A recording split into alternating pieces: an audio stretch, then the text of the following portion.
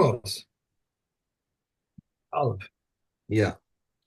One may not separate truma from clean for unclean, or if he did separate, his truma is truma. In truth they said, if part of a cake of pressed figs became unclean, it separates from truma from its clean part for its unclean part. So too a bundle of vegetables or a heap, if there were two cakes, two bundles, or two heaps, one unclean and one clean, he may not separate from one for the other. Rabbi Eliezer says one may separate truma from the clean for the unclean. And the halakha doesn't follow Rabbi Eliezer. But one may still not separate truma from unclean for clean, but if he did separate in error, his truma is truma. If intentionally, he has affected nothing. So too, if the son of a Levite who has tevel ma'isa continues separating for it, if in error he did what he did is done, if intentionally, he has affected nothing. Rabbi Yehuda says if he knew at the outset that even if he did it in error, he has affected nothing. Okay? And if one immersed the vessels on the Shabbos, if in error he may use them, if willfully he may not use them. If one tithe or cooked on the Sabbath in error, he may eat. If willfully he may not eat. If one planted on Shabbos, if in error he may maintain it. If willfully he must uproot it. But in the seventh year, whether in error or willfully, he must uproot it. Okay. Okay. Ein tormin mimin she'ena mino. Um, you cannot take truma for across species. Okay, you can't take wheat for barley. Right. Okay, im taram ein truma a truma, and if you did, then it was a completely ineffective action. Kol min chitim echad. So now we're actually coming back into the territory of kilayim. Okay, because now we remember right at the beginning of Kilayim, we were talking about all the different the different cross species, and we're saying okay again, all species of wheat are one. Okay, it doesn't matter subspecies, as long as you call them wheat, they're fine. Kol min te'enim ugrogros udvela echad. All species of figs and dried figs and fig cakes are considered one species.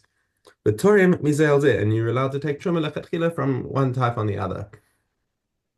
Kol makom sheyesh kohen. Um, Now, if you have a kohen in town that you're ready to give to your truma to, kol makom sheyesh kohen, Torim mina yafe, then you should always take from the highest quality of goods to give to the kohen. B'chol makom she'en kohen, but if you're going to have to wait a while before you're going to see your kohen next, Torah mina miskayem, then you should take your truma from something that'll last longer. Okay. Rabbi Yehuda Omer leolam hu Torah mina yafe. He says no, no difference. Always take from the better quality, and if it spoils before it gets to the kohen, then so be it. Okay, and again, halacha will follow the Tanna Kama over here, and we'll see in Mishnah Hey, it's a follow-on of the opinion of the Tanna Kama, which is the halacha. Tormin batzal katan shalem. So if you're taking truma from onions, so what kind of onions should you take? You should rather take a small whole onion, velo chatzi batzal gadol, not a half of a larger onion. Okay, but Rabbi Yehuda Omer, lo, he ela chatzi batzal gadol. So this is talking about the situation where there's no kohen present. So even though the Right. big onions are nicer, um, you should cut it in half. And says Rabbi Yehuda, you cut it in half, and if it spoils before it gets to the kohen, too bad. Okay, and the Tanna Kama says no, rather take the small whole onion because that'll last a lot longer. Mhm. V'chein haya Rabbi Yehuda Omer. So now coming into Rabbi Yehuda's opinion again, Tormin Batsalim Mibnei Hamadina ala Kufrim. You should rather give the onions from the Bnei Hamadina, which is the people who live in the cities, I guess, rather than on the Kfarim. There are different qualities of onions. Aval lo mina kufrim al bnei Medina mipnei shu machal politikin, because the Bnei Medina onions are a more elite kind of food, and therefore that's the type that you should take as truma always to give to the kohen.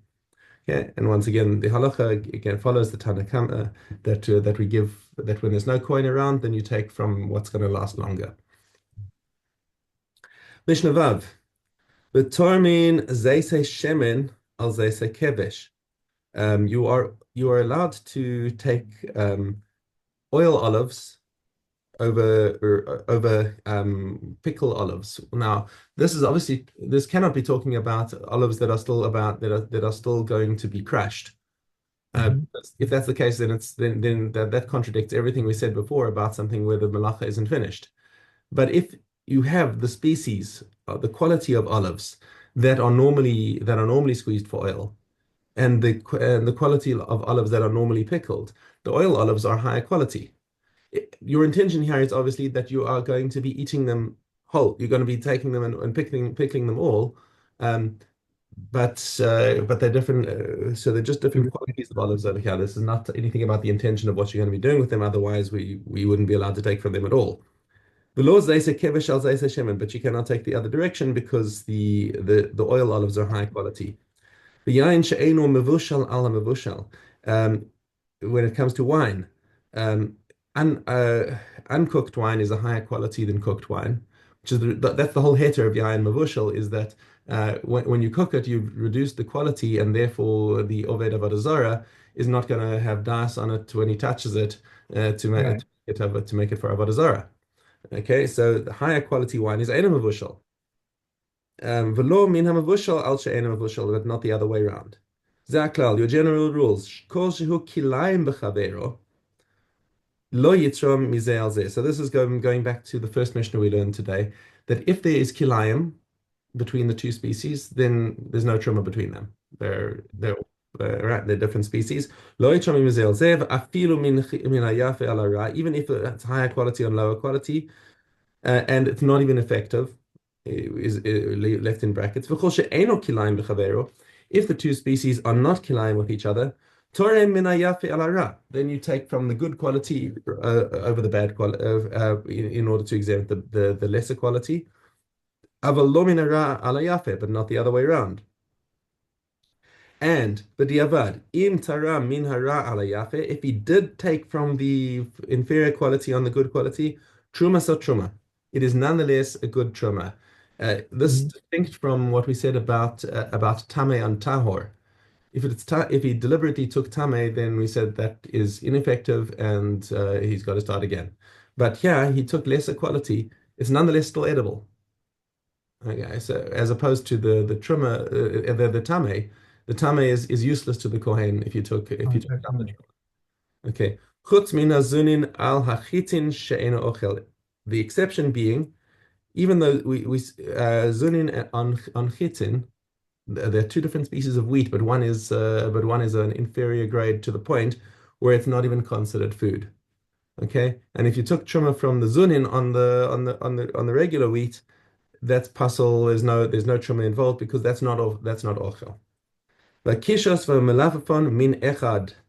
Okay, so cucumber and cucumber melon are considered one species as far as taking truma is concerned, as far as kilayim is concerned. Rabbi Yehuda omer shnei minin, and if you want, you can flip back to Maseches Kilayim Aleph Beis and see this exact machlokes in the same Mishnah where you say akishos v'melafafon einan kilayim zevazev, Rabbi Yehuda omer kilayim.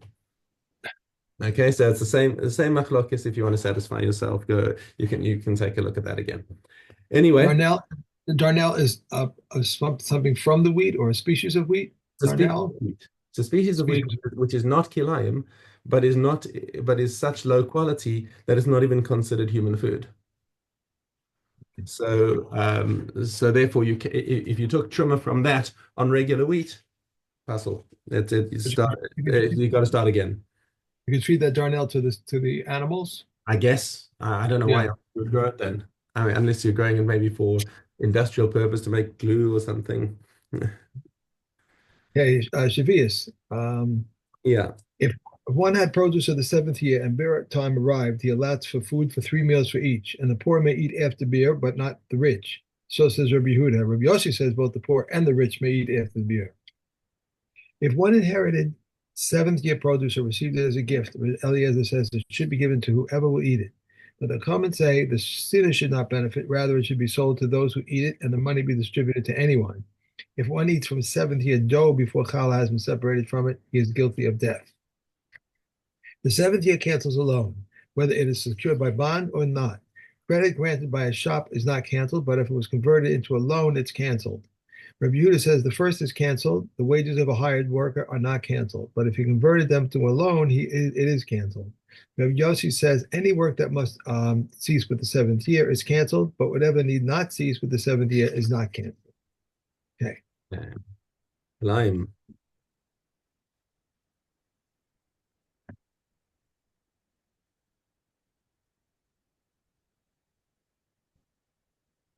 Hey, Pertuit are forbidden, but the Ramaka is permitted.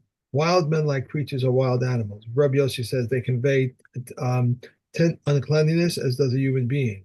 The hedgehog and the weasel of the bushes are wild animals. The weasel of the bushes, Rabbi Yossi says that Beit Shammai say, I'm sorry, that's wrong.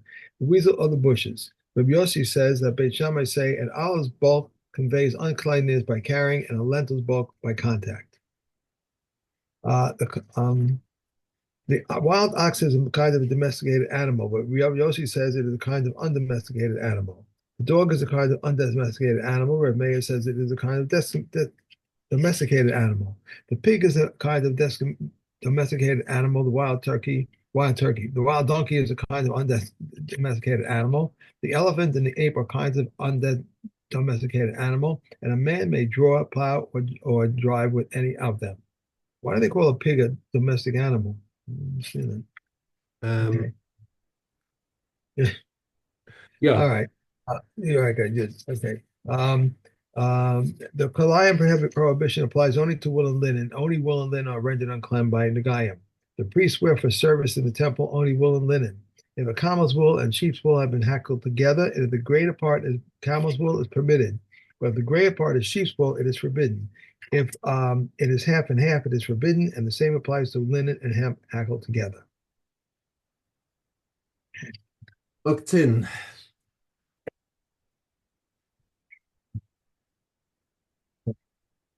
Gimel. These contract tumor and convey tumor, but do not combine. The roots of garlic, onions, and leek when they are dry, and the stalk that is not directly opposite the food. And the handle of a grapevine branch, a handbreadth, or on either side, the handle of a cluster of grapes, whatever its length may be, and the tail of a cluster that had one bared, and 4 handbreadths of the handle of the broom of the date palm, and 3 handbreadths of the stalk of the ear of grain, and 3 handbreadths of the handle of all crops, they are cut. And those crafts of which it is not their norm to be cut, their handles and their roots, whatever their length may be, and the bristles of ears of grain, these contract tumor and convey tumor, but do not combine. These do not combine tumor and do not convey tumor and do not combine. The roots of kohlrabi stems and the regenerating roots of spinach, beet, turnip, those plants that are generally clipped but were uprooted. Rabbi Yossi rules all of them tame, but rules the roots of kohlrabi and stems and of turnips tahor. The handles of food that are crushed on the threshing floor are tahor. Rabbi Yossi says the crushed stalks tame. A snippet of a cluster of grapes that one bared is tahor, but if one left a single berry on it, it is tame. The spicklet of dates that one bared is tahor, but if one left on a single date, it is tame. And so with legumes. A pod that is bared with is tahor, and one left on a single berry is tame. If Elazar ben Azariah rules the pot of fava beans, tahor, and rules the pot of other beans, tame, because a person desires the feel of them. Okay. Okay. And we are on to Helios. Okay, hey, they say. These items are tahor if they become diminished: an olive's volume of a corpse, an olive's volume of a netzel, a ladle full of corpse powder, a quarter log of blood, a bone the size of barley corn, and a limb that was severed from a living person whose bone is incomplete. A spine and a skull from 2 corpses, a quarter log of blood from 2 corpses, a quarter cob of bones from 2 corpses, a limb severed from 2 corpses, and a limb severed from 2 living persons. The Rekiva declares all of these cases tummy, but the sages declare them tahor from tumas ohel. The bone of the size of a barley corn that was divided to 2, Rebbe Kuba was a tummy, but Rebbe Yochanan ben Nuri was a tahor. Rabbi Yochanan ben Nuri said they do not say bones the size of a barley corn, rather they say a bone the size of a barley corn. A quarter cob of bones that was crushed on no bone is the size of a barley corn, and Rabbi Shimon rules a tahor, but the common rule it tame. And a limb severed from a living person that was divided into 2 is tahor. Rabbi Yossi declares it tummy, but he agrees that if the limb was removed from the living person, half of the time it is tahor. Okay. Okay. And we are on to Idios. Aleph Yud Dalet. An earthenware vessel protects all substances from becoming tummy, according to the opinion of Beis Hillel. But Shammai says it protects only foods, liquids, and earthenware vessels from becoming tummy. Beis Hillel said to Beis Shammai, why? Beis Shammai said to them, because it is tummy through the Am Aretz, and a vessel which is tummy cannot interpose. Beis Hillel replied to Beis Shammai, but have you not declared tummy the foods and liquids that are in it? Beis Shammai said, replied to them, when we declared tahor foods and liquids that are in it, it was only in regard to the Am Aretz himself that we declared them tahor. But if you declare tahor the vessel, you have declared a tahor both with regard to you, the kaveh, and to him, the Am Aretz. And Beis Hillel reversed themselves to thenceforth rule in accordance with the opinion of Beis Shammai. Reb Chanina, the administrator of the Kohanim, testified concerning 4 matters. In all the days of the Kohanim, never did they refrain from burning sacrifice and meat that had been contaminated by derived tumah together with sacrifice of meat that had been contaminated by an alba tumah, though by doing so they added tumah to the tumah. Rabbi Akiva added, in all the days of the Kohanim, never did they refrain from lighting oil that had been disqualified through a tevel yom in a lamp that had been contaminated by one who was tummy from a corpse, although by doing so they increased its tumah. Reb Chanina, the administrator of the Kohanim, said, in all my days I never saw a hide being taken out to the place of burning. Rabbi Akiva said from Reb Chanina's words that we learn that if one skins a bechor and it is then found to be a treifa, then the Kohanim may benefit from its hide. But if we come and say, we have not seen, it is not approved, rather it goes out to the place of burning. Okay. And Megillah. In Bain. There is no difference between the laws pertaining to a major bama and those pertaining to a lesser bama, except as regards the Pesach sacrifices. This is the general rule. Any sacrifice which is a vow offering or a gift offering may be brought on a bama, but any sacrifice that is not a vow offering or a gift offering may not be brought on a bama. There is no difference between the laws pertaining to the tabernacle at Shiloh and those pertaining to the temple in Yerushalayim, except that in Shiloh one was submitted to Kedushim, Kalim, and second tithes anywhere within sight of Shiloh. But in Yerushalayim, one was only permitted to do so within the walls. But here and there, Kodesh HaKodesh were permitted to be eaten only within the curtains. After the sanctity of Shiloh, bamas were permitted, but after the sanctification of Yerushalayim, bamas were not permitted. If someone read the Megillah out of sequence, he has not fulfilled his obligation. If he read by heart, or if he read it in the Targum, or if in any other language, he has not fulfilled his obligation. However, we may read it for those who speak a foreign language in a foreign language. One who speaks a foreign language and read Hebrew that was written in Assyrian script has fulfilled his obligation. Okay. If one filled it, that's it. That was it? Yeah. Was it? Okay.